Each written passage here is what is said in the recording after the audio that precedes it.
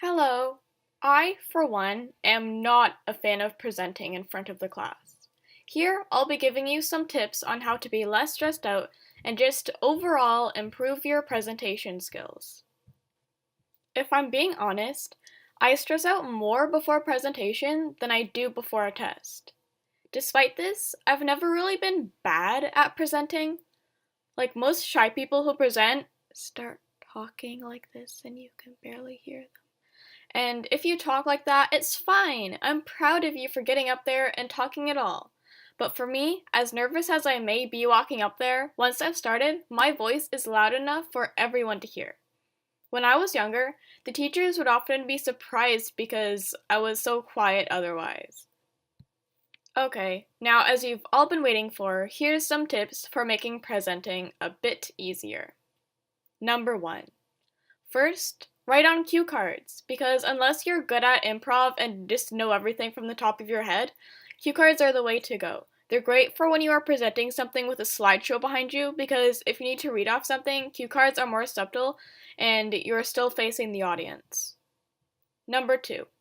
When I use cue cards, I usually memorize my lines. However, whenever I look up, I often lose my place when I need to look down again.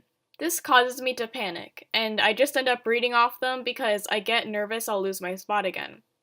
To help with that, grab a highlighter and highlight keywords. So if you memorized most of it and just need a reminder, you can easily glance over the highlighted parts and remember where you are. Also, number your cue cards in case you drop them and they get organized.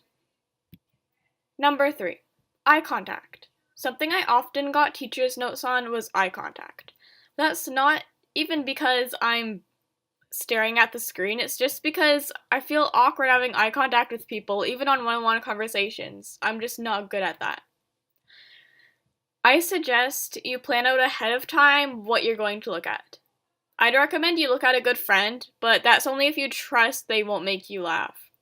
I usually either stare at the teacher, looking right into her soul, asking, "Why did you do this to me?"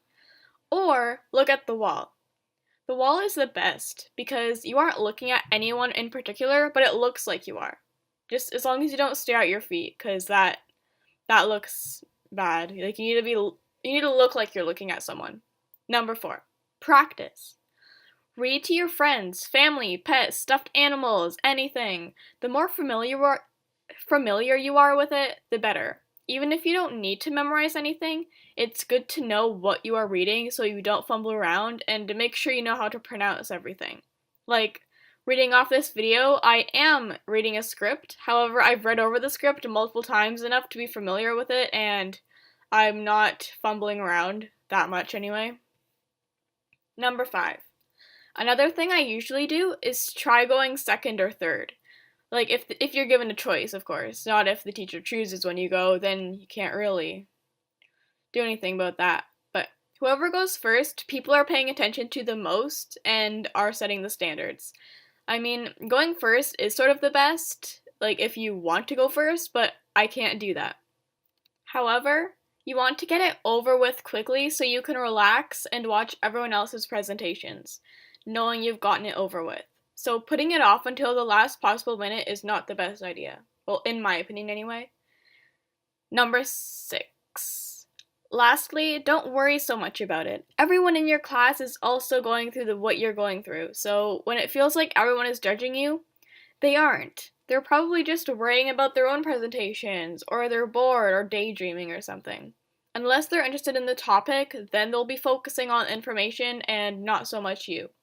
The only person who's really paying attention is the teacher. And that's sort of good because you're getting marked for this, so you want the teacher to be paying attention. Unless someone has a crush on you, then they are probably watching you more intently. But I mean, they're admiring you for a reason, so I doubt you're gonna do anything to make them dislike or judge you, so basically don't stress about it because no one cares. All in all, presenting isn't really that bad. Years from now, you probably won't even remember the presentation, let alone anyone else who witnessed it.